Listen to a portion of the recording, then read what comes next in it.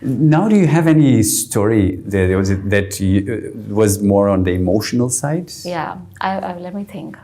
So, well, I have a client right now currently who I'm dealing with who's had a traumatic childhood, traumatic adulthood as well in terms of family, where she's not got the love. She's been really she's been made to feel very rejected, dejected, and sort of all the responsibilities have come onto her. Like her younger brother is specially abled, so she's got to take care of him, and the parents have gone their way with their respective partners, and a lot has come onto her. So when she first came to me, about like 4 weeks back, she was at the weight of 96, and in 4 weeks now she's down to 92.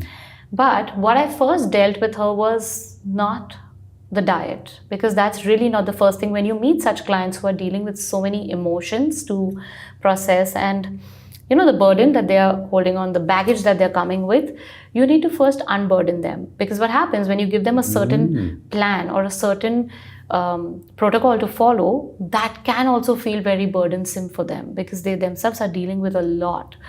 So to make it easy for her, I kept the diet plan really simple to whatever she could follow, whatever she could have access to, because that was not my first point of focus.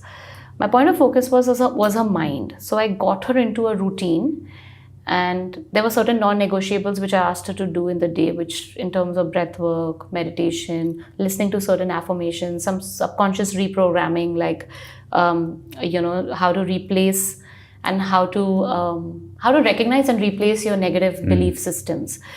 And in the first few weeks she did that. She was also working with her psychiatrist at the same time. So in sync with the two of us, she has come to a point where now she can hold herself and walk on the next step and be like, okay, I'm ready for this. I'm ready to work out. I'm ready to make few more changes in my diet, which may feel uncomfortable, but I'm ready for it. So, you have to get a person to the point of readiness before you make bigger changes in their life, because otherwise they'll drop out. They'll find it too overwhelming and they'll be like, I can't. And she's feeling better. She's able to handle her emotions better. In the first session when she came to me, she was just the question that, hi, how are you? Would drop her into tears. Wow. And now she walks in happy. It's just 4 weeks and she walks in happy and she's like, I'm better. Even if I'm feeling something, it's okay. I'm dealing with it. I'm better. So I suddenly see these people becoming stronger emotionally. They may not realize it so much, but when I sit on this side of the chair and I know how broken and vulnerable they were in the beginning to how strong they are getting, I know they are on the right track. I know they are doing the right thing and we will get to the results. So she has hormonal issues and she has insulin resistance and a lot of weight and a couple of other health issues as well. But I know that will get reversed once we are dealing with the emotions well.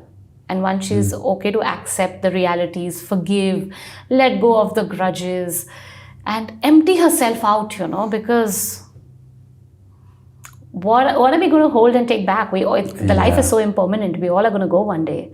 What are we holding on to, right? So that's what I'm actually training her with right now.